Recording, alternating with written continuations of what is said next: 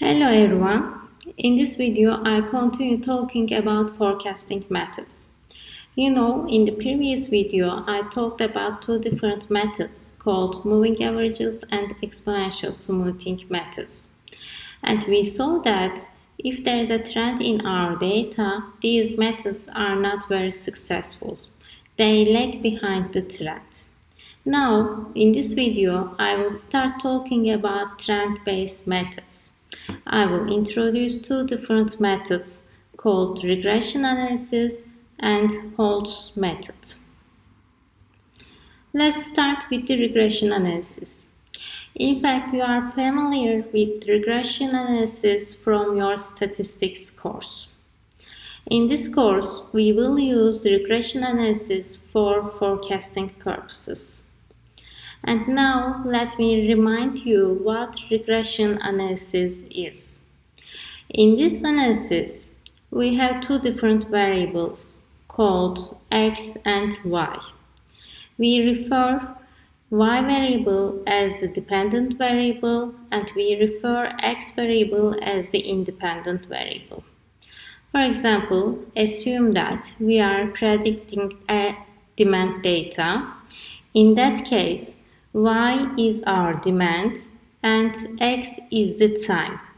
For forecasting, mostly we take the independent variable as time. And now in this analysis, we believe that there is a relationship between x and y that can be represented by this straight line. Y cap is equal to a plus bx. Y cap is the predicted value of the variable y, for example, the demand data. And now our purpose is to determine the values of a and b in such a way that this straight line gives the best fit of the data. Let me show you a graph. It will be more clear with this graph. We have demand data on this graph. These dots show the demand at each time period. And we have such a line in which we predict this demand. Here, for example, at time 2, the demand is 8, whereas we predict it as 5. So we have such an error. So, as you would guess, if we minimize these errors, in fact, we can find the best line to fit this data. Okay, so we have a method called least squares method. And according to this method, we find the values of a and b in such a way that we minimize the summation of the squares of all these errors. Let's talk about this method, least squares method.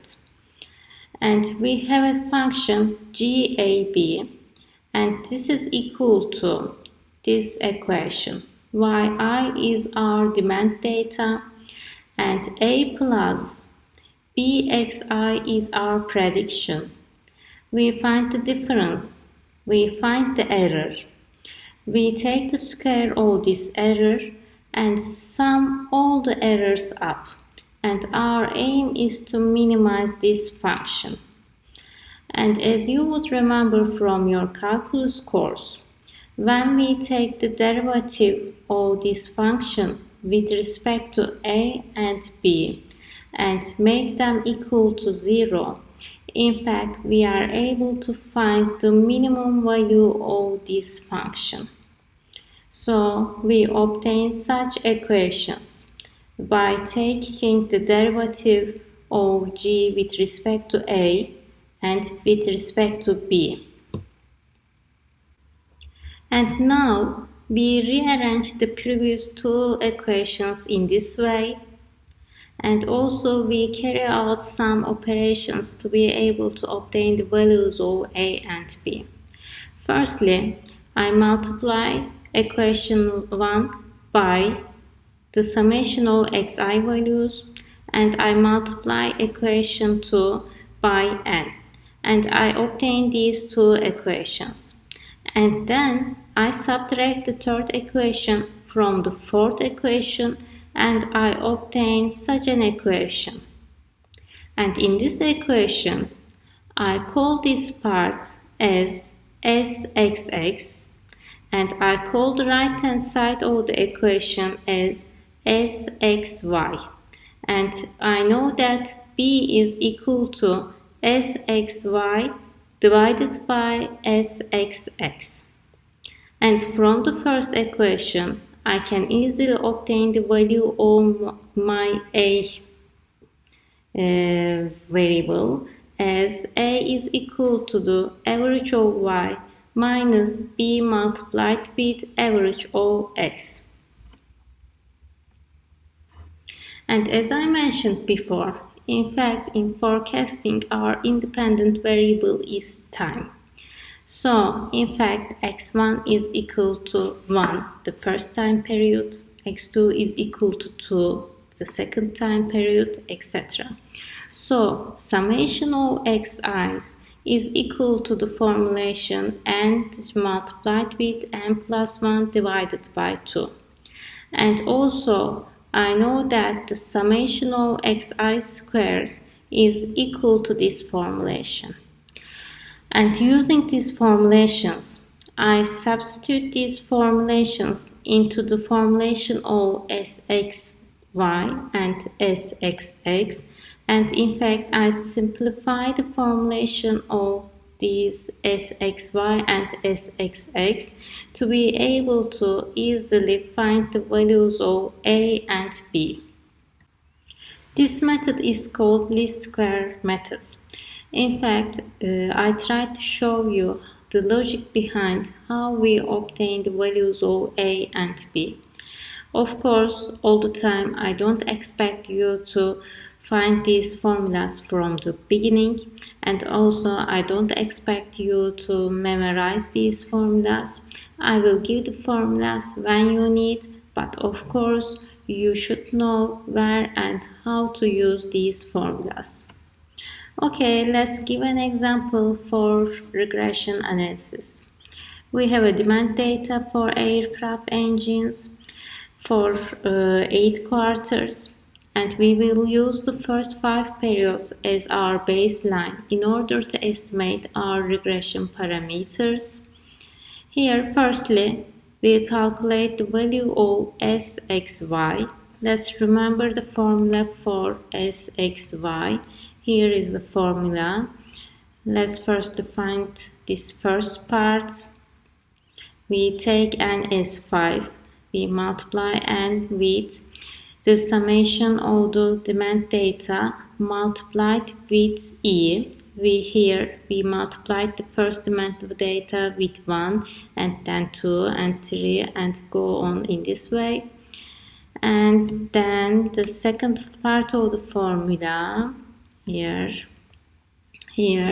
minus n multiplied with n plus 1 divided by 2 multiplied with the summation of the demand data, and we obtain the value of Sxy as minus 70. And then we calculate the value of Sxx. Let's remember the formula for Sxx.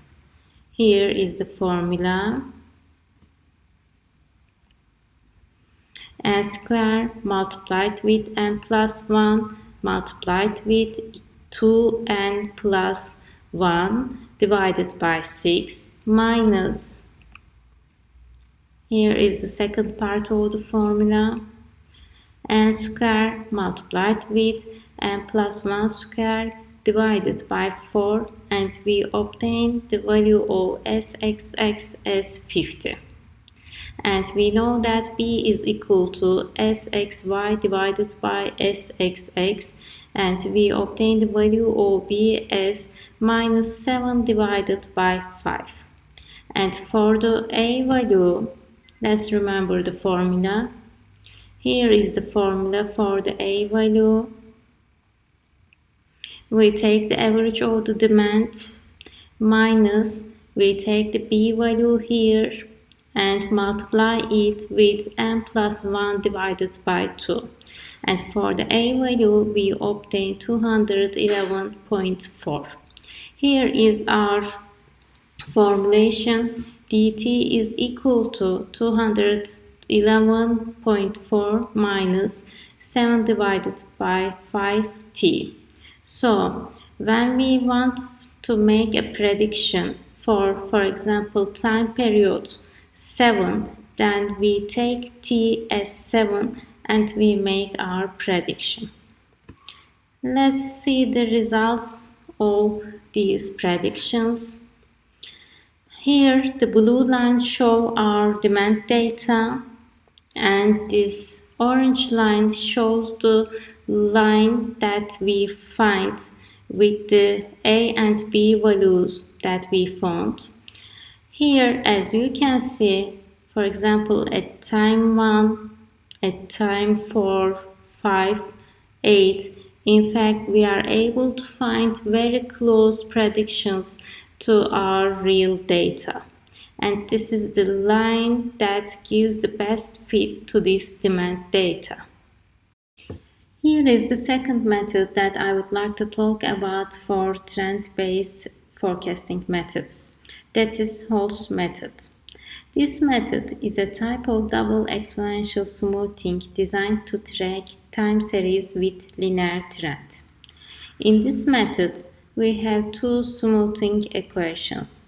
One for the value of the series, and we will call this as intercept.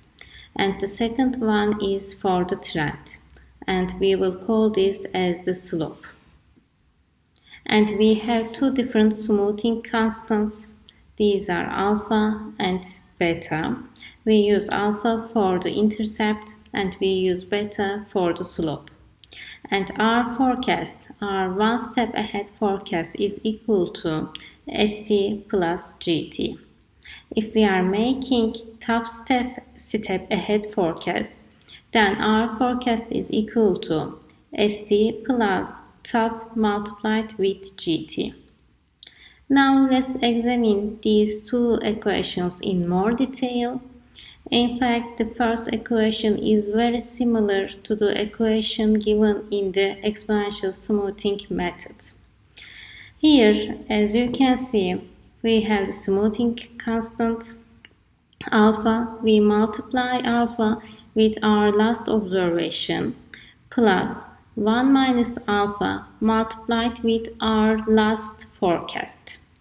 As I mentioned, our one step ahead forecast is equal to ST plus GT. So our previous forecast is equal to ST minus 1 plus GT minus 1. And secondly, we have the equation for the slope GT. Here we have already determined ST, and now this ST causes us to revise our estimate for the slope by ST minus 1. We multiply this with beta, our second smoothing constant, plus 1 minus beta multiplied with our previous slope. Now I would like to give an example for this Holt's method. We will again use the same example that we used in the regression analysis. We have a demand data for 8 quarters. And to be able to apply Holt's method, firstly we have to determine the values of our smoothing constants alpha and beta. And in this example, we assume that both of them are equal to 0.1. And secondly, also to be able to start this method, we need an initialization. I mean, we need to determine the values for S0 and G0.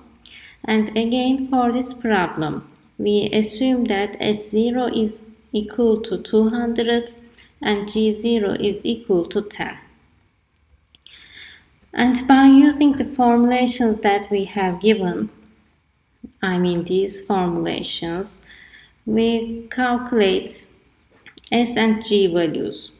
By using S0 and G0, we calculate S1 and G1, and by using these values, I mean the values of S1 and G1, we calculate S2 and G2, and we continue in this way. Here you can see that we found the values of S and G for 8 periods, and our forecast is equal to summation of S and G. Here the last column gives us the error.